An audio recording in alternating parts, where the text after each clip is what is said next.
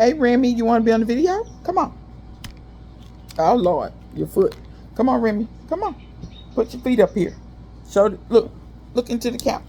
Oh, Jesus. You're so fat. Okay, okay, let me just try to turn this where the people can see. Say, hey, Remy. Yeah, say, hey. Y'all, this is Remy again. If y'all didn't see Remy the first.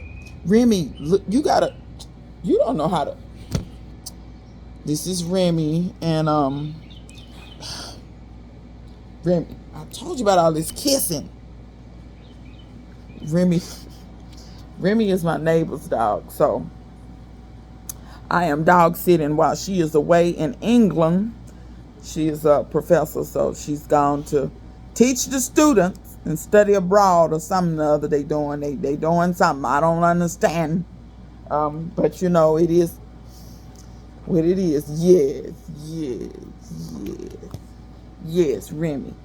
Remy is a very vicious pit bull. Look at how vicious. She bites. Yeah, I say I bites. She don't bite. She kiss you to death. That's as violent as she get. Okay, Rem, you go over there. Where's your ball? It's over there. Okay. So somebody asked me a while ago to I think it was Sam and Sonia, and then all these numbers. I think that's they page that. Remy, you're being a bad girl. You look into the people's eyes and tell them how bad you been. Look into their eyes and tell them. Because you ain't supposed to be across this furniture. You let your mama see this. You let your mommy see you across.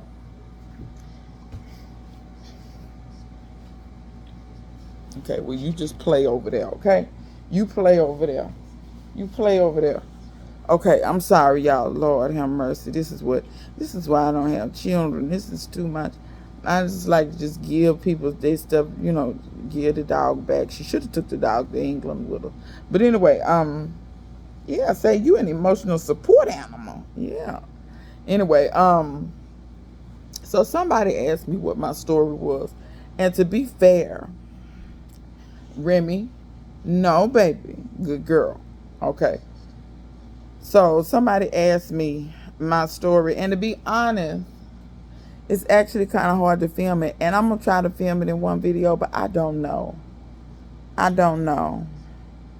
because it's really easier for me to just answer questions as people ask them. And I thought about doing a live where people could just ask me questions and I answer them, but I don't know. Maybe I will do that. Maybe I'll do that.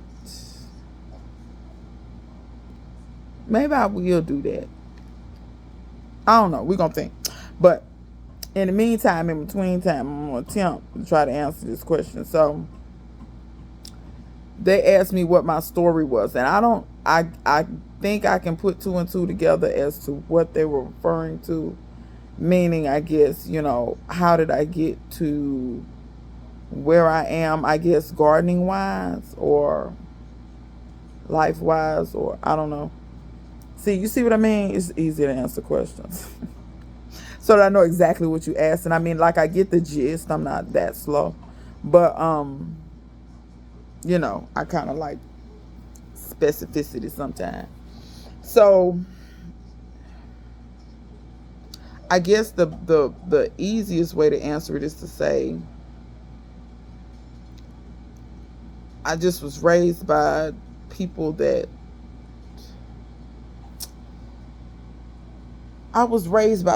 had certain values and believed in certain things.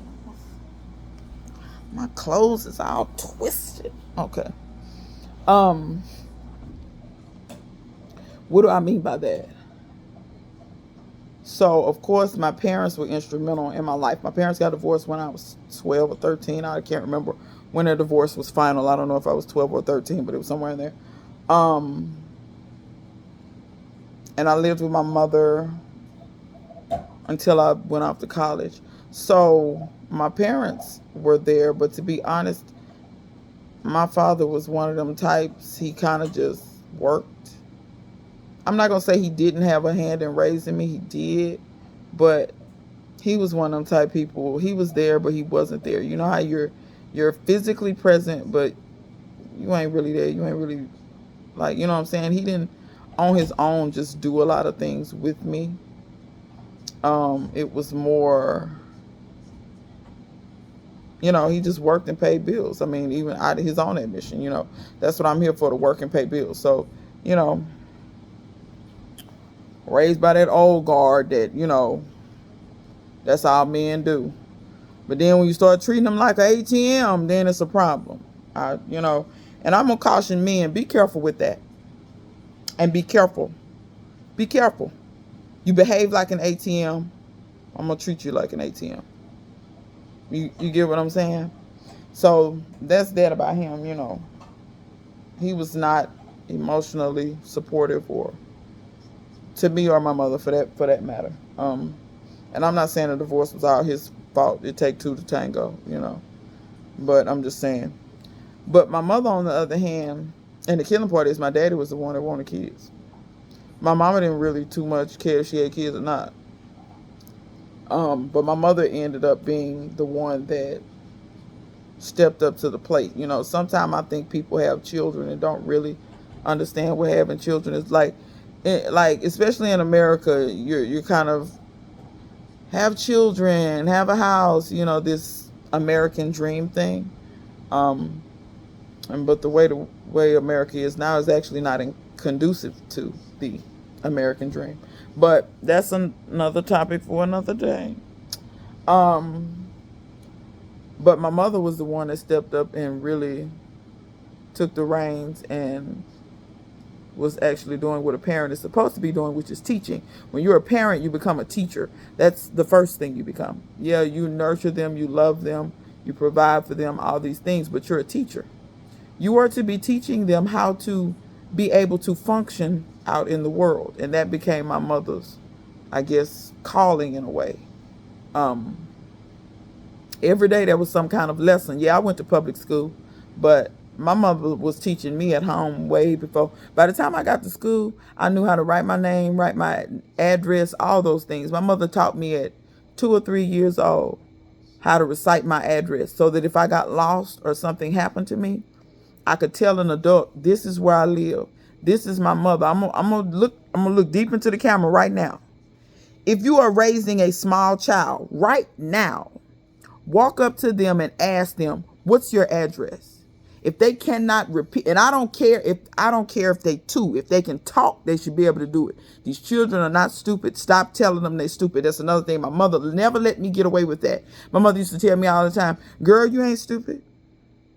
You're not stupid. So stop acting like it. You know what I'm saying? Kids will only dumb themselves down as far as you allow them. My mother never allowed me to believe that I was stupid, ever. As a matter of fact, when I would do things, she must be like, you must think I think you stupid. Because I know that you're very intelligent. So you know better. You get what I'm saying? So my mother never allowed me to fall below a certain standard. Ever. If your children, you walk up to your children, they cannot recite their address. They cannot clearly say and spell their parent's name or their guardian or whoever. They cannot tell you what school they go to if they go to school. Right now, start teaching them and training them how to do that. You don't know what's going to happen to your children. Case in point, I'm going to give you a story. Before I started school, I used to go to daycare. It was the daycare that they would take you there, but you would learn too at the daycare. Like you would learn simple little lessons and things like that. When I got to the daycare, I remember before I even went, my mother said, okay, I got to go to work. And because when I was an infant, my granny would keep me. But then when I got to be 1, 2, 3, my granny was still working at the time, so she couldn't always keep me every day. So my mother was like, okay, well, there's a daycare down the street. It's really nice. They don't just keep you up in there watching TV. You actually learn things and things of this nature. So she said, baby, you're going to daycare. and everything. She said, but we need to sit down. I think I was 2 at the time. She said, we need to sit down and go over some things. At that time, my mother taught me how to write my name, write my address, say my name clearly, say my address clearly, write my mother's name, write my father's name, and be able to say my father's name, spell them out loud, all these things before I went. She said, baby, you need to know these things because you're going to be with these people and they're supposed to take care of you. But if something happens and a first responder, say a firefighter, a EMT, anything, if they're talking to you, you need to be able to tell them your name clearly. And you need to be able to, you see what I'm saying? My mother had forethought. You may get lost somewhere. You may, watch this. I'm at daycare one day. They took us to the park. We all got on the daycare, had a little van. They would take us places. They took us to the park this day. We're at the park. I'm playing. There are other children at the park as well that didn't go to our daycare. This is a park within the city, a municipal park, a little, how you have parks in your little towns and cities and things. So anybody could be there. So we were there. Other children were there. I was playing with some other children that were not part of the daycare. The daycare, it was time to go. The woman said she called out to all of the children. And she said she collected all of the children from the daycare to get back onto the daycare bus, go back to the daycare. It's time for us to go leave the park and go back to the daycare. She missed me and another child. They left and went back to the daycare. They did not realize that they had left 2 children at the park, me and another child. I was playing with some nice little children, and their mother came up and said, baby, where your mother? And I said, at work. My mama had me all the way together. At work. Where's your daddy? At work. How did you get here? That's what the woman asked. I said, I came with the daycare. And I also knew how to say the name of my daycare as well. New Bridge. New Bridge was the name of the daycare. Still remember that. Anyway, she said, oh, you were with New Bridge? She said, well, they've left. Now, this park, by grace of God, was right next to a fire station. The woman say, have you had anything to eat? I said, I had something for breakfast at the daycare, but I haven't had anything since. She said, well, me and my kids are about to sit down and eat. I made some sandwiches. We finna sit down and eat some sandwiches. Come sit with us. And she, I sat down and me and her kids was talking and playing and eating the sandwiches and everything. Then she gathered us up. She said, baby, is it anybody else you see out here that's from your daycare? I said, that kid over there. She went and got that child as well. And she said, y'all come with me. We're going to go to the fire station. This is before cell phone. We're going to go to the fire station and we're going to call and let them know that, you all got left behind. So she walked all of us over to the fire station. And, naturally as kids, we're not thinking about nothing. The fireman got us in there playing with the fire truck. We were doing all kind of stuff while the grown folks on the phone. One of the firemen comes up and asks me, what's your name? And I told him. Said, who's your mother? I told him. She said, well, do you know your address? Yes. And I told them. They turned to the other child. What's your name? They could barely say their own name. They turned to the child. What's your mother's name? Mama. Where do you live? They was quiet on that one. You see what I'm saying? Don't let your children be out somewhere and they yes, they're a child and they are going to have to probably defer to an adult. But when your child can't even help another adult help you. Now, yes, they got the child, but they got us because they called my mother immediately. I knew my mother's phone number as well at her job. I knew my home phone number as well. The firefighter said, well, do you know your mama's phone number? I told him. He called her. My mother, it wasn't long. My mother came and picked me up from the park. I'm going to be honest and tell you, the other kid, I don't know what happened because I got picked up by my mother. My mother thanked the lady who, noticed and was kind enough to feed me and stuff like that. She thanked the lady profusely. And I got in the car with my mama and went home. I know the other child did make it to their house or back to the daycare or something. I just don't know the events that happened. So I'm telling you all that story to tell you, and I can tell you right now, this here video, this is going to be in some parts and some pieces. Just watch. If I don't get good views on this, y'all may not see no more parts. But I'm saying that to say my mother was she knew what was going on in the world. Y'all, they snatching kids, they doing all kind of stuff. So she gave me a fighting chance out in this world to be able to, at least be able, if somebody's trying to help you, help them help you. You know what I'm saying? So she just had forethought like that. She believed heavily in education. I could not go up to the schoolhouse and not get my lesson. When I came home and she said, "What y'all do in school today?" I had better get to talking and be able to tell her what was going on. Because if I couldn't tell her, she said, "That means you're not paying attention." She said, "You must pay attention. At all times, you must pay attention. Pay attention to your surroundings. Pay attention to other people. Pay attention to what you're doing. Pay attention to your lesson. That's why you will hardly ever catch me out in the world slipping. Somebody can be doing something over there and I'm holding a conversation over here. I'm paying attention to them. And people have watched me do it and I was like, yeah, he just did that. Some. Yeah, he was over there doing something. How do you was over here talking? Yeah, I was talking, but I was paying attention. I had one eye on you and one eye over there. Because you don't ever know what's going on. Somebody could be running up behind. I'm from the city, y'all. I'm sorry. Things go down. Somebody want to pick your pocket, bust you over the head, whatever. You need to be paying attention. You need to be paying attention. Anything could be going on. Same thing with you. It don't even have to be in that city. You could be in the woods or something. If an animal or something sneaking up on you, you need to know. You need to be listening. You need to be paying attention. You get what I'm saying? Just like when you go, I notice people go in the doctor's office, the doctor talking to them, they ain't really listening. They don't hear nothing he's saying. You need to be paying attention. They're talking about your health. You see what I'm saying? It was basic principles. My mother was very strict on just very basic principles. You know what I'm saying? My mother was very keen on building confidence in my own decisions. She would teach me how to do things. And let me say this. A lot of this anxiety and stuff y'all see out in the world, you want to know why a lot of these people is anxious? A lot of them are insecure in their thought patterns and processes. What do I mean by that? They fear that if they make the wrong decisions out in the world because they're not confident in their decision-making skills.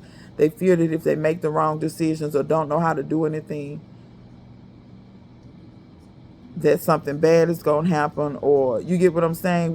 It's basically insecurity manifested. A lot of this anxiety and stuff is insecurity manifested. And I'm not saying that you're going to be 100% secure in everything you do, but the more you build confidence and the more you build security and, okay, I can go out in the world and function. This is why it makes no sense for you not to teach your children life skills. Your children should know how to cook, male and female. Your children should know how to wash clothes, male and female. Your children should know how to do basic things in the household, such as cleaning and basic repairs, male and female. You want to know why? When they get to be an adult, case in point, my neighbor, whose house I'm at right now, she moved over here. A pipe burst. The girl was in tears, tearing her hair out of her scalp over a pipe burst. I said, baby girl, let's get the key, turn the water off at the street. Let's see where the bust is at. You see how I didn't panic? Teach your children to solve problems. They should be out here being problem solvers. That's how my mother was. My mother was like, wait, baby.